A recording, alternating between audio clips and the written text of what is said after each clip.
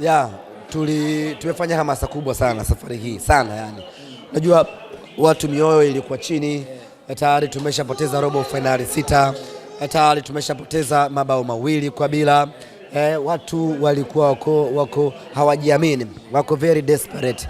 Kwa hiyo ilikuwa ni kazi yetu kuwaaminisha watu ya kwamba hili linawezekana na hii tunavuka.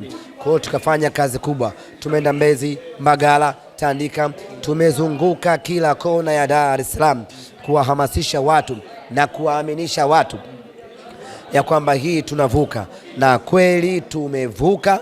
Ni jambo la kumshukuru Mwenyezi Mungu. Tunawapongeza na kuwashukuru mashabiki wote wa Simba. Hii tulioipata leo ni historia yetu sisi, tunaimiliki sisi, yani ina hati miliki ya Simba Sports Club.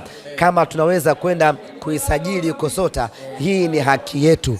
Wa 98 wa 93 wana historia yao, wa 2003 wana historia yao, ya miaka 70 huko wana historia yao. Hii sisi ni mali yetu, tunaweza kutamba nayo kadri tunavyoweza, ya kwamba katika wakati wetu tuliipeleka Simba nusu finali ya michuano ya CAF. Mechi ambavyo umeiona hii leo, bao la Elim Panzu, performance nzuri ya Musa Kamara Pimpin, bao la striker refu kuliko goli, na vingine vyote ambavyo umeviona, ikiwemo mashabiki ambao wamejitokeza kwa namba kubwa.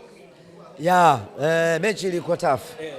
Unajua mechi hii kila mmoja alikuwa anatamani kipindi cha kwanza tunaenda na bao 3 mkononi, ili tukirudi kipindi cha pili na yeye mpinzani wetu awe na kitu cha kutafuta. Baada yake ikawa 2-0. Maana yake tunarudi kipindi cha pili, mpinzani wetu bado ana advantage, akaanza kutuletea manjede kwa pale, anaringa uwanjani, anajitingisha, na kweli wakaweza kuwa compact, tukamaliza kwa 2-0, ikawa ni 2-2. Penalty kusema kweli ndio the most big man katibu. Katibu mkumbatio la nisikia kabisa hilo. Beba leo katibu. One minute. Coach. Okay. Now it is possible now.